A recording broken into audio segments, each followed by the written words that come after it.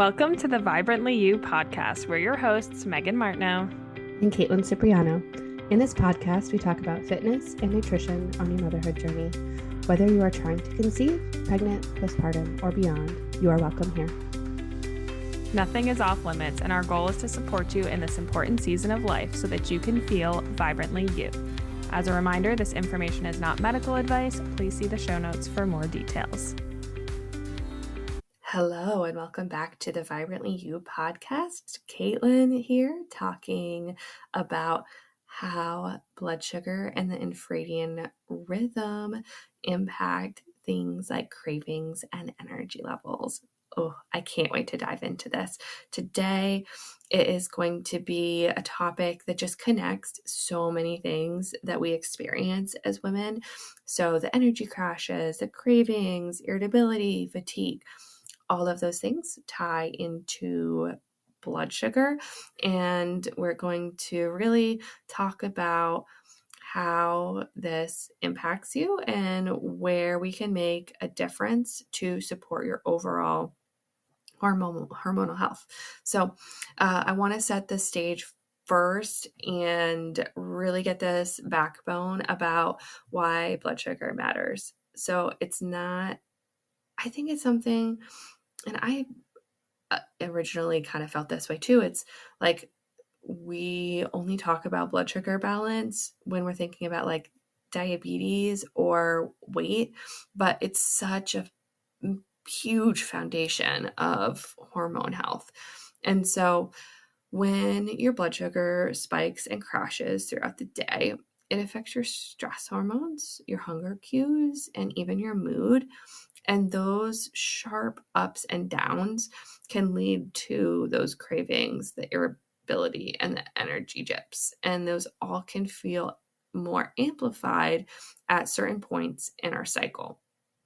And this is actually one of the things I go deeper into inside my cycle syncing mini course, because when you understand how your body's energy and nutrient needs shift throughout your cycle, it just becomes so much easier to make small adjustments, but ones that truly support you and your hormones and how you feel.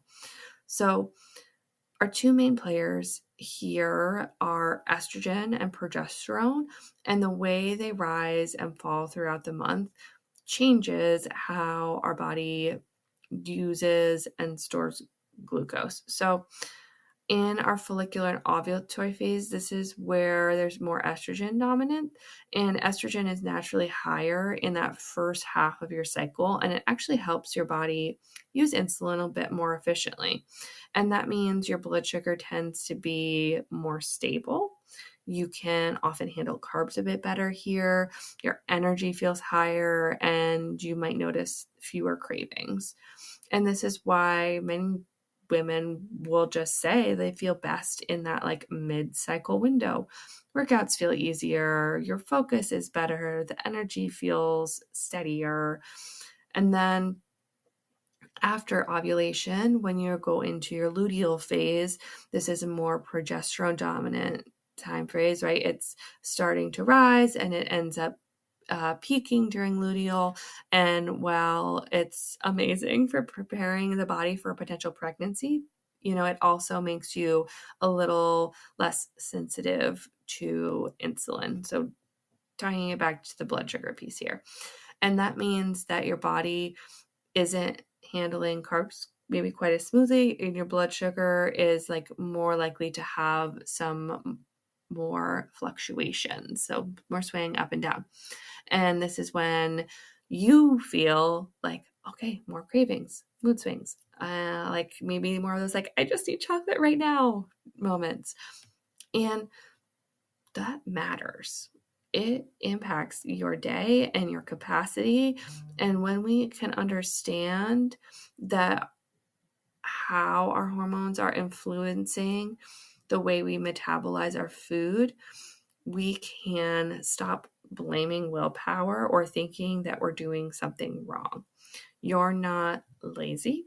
You're not undisciplined if you crave more carbs in your luteal phase.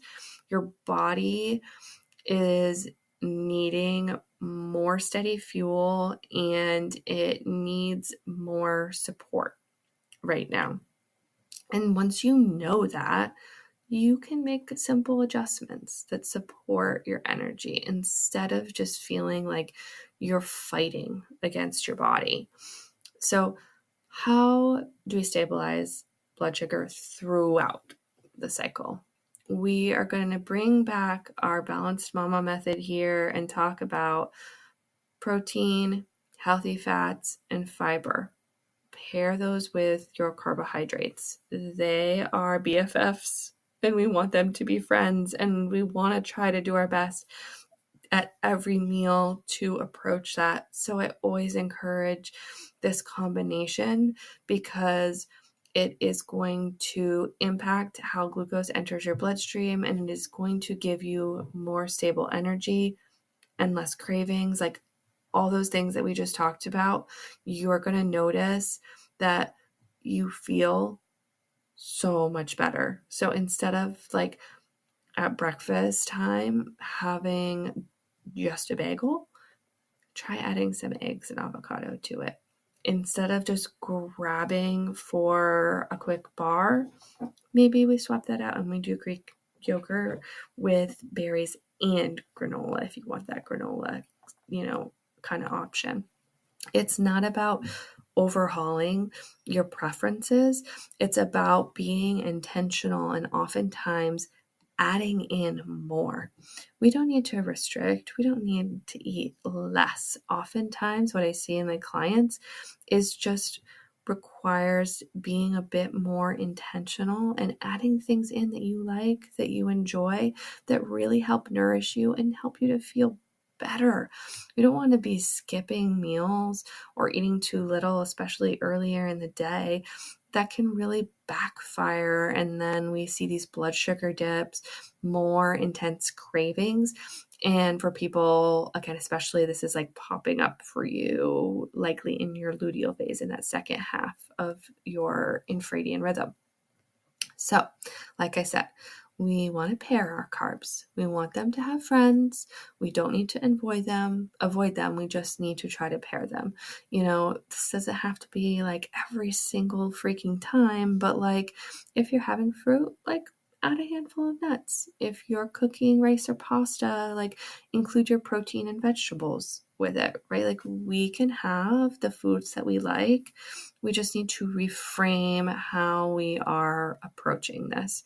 It's not eat less, it's eat more intentionally. Okay.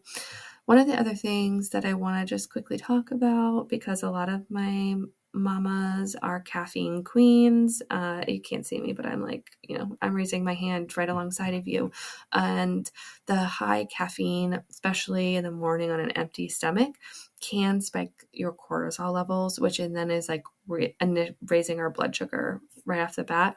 But the caffeine is also having an impact on your hunger cues. And so you may not feel hungry, right? You're immediately having coffee, spiking cortisol, but also we're decreasing that hunger cue. So you're maybe not eating until 10 o'clock, 11 o'clock, and then you're having that crash. So let's rethink which options that we can have and have our breakfast first, or at least with the coffee, so that you're having that nice stable energy throughout the morning. And then lastly, let's just talk about some things that can really help support your luteal phase, since this is where some of more instability comes in. So during this time, you're going to naturally want more comfort foods, and that's because that progesterone is peaking. It's also increasing your metabolism and you are going to be hungrier. So let's focus on some more slow digesting carbs, things like oats, quinoa, and sweet potatoes.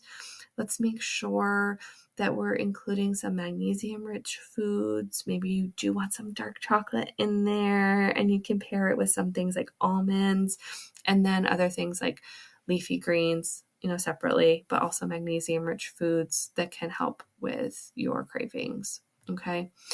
And then I want to wrap this up and bring this all together with a nice bow for you.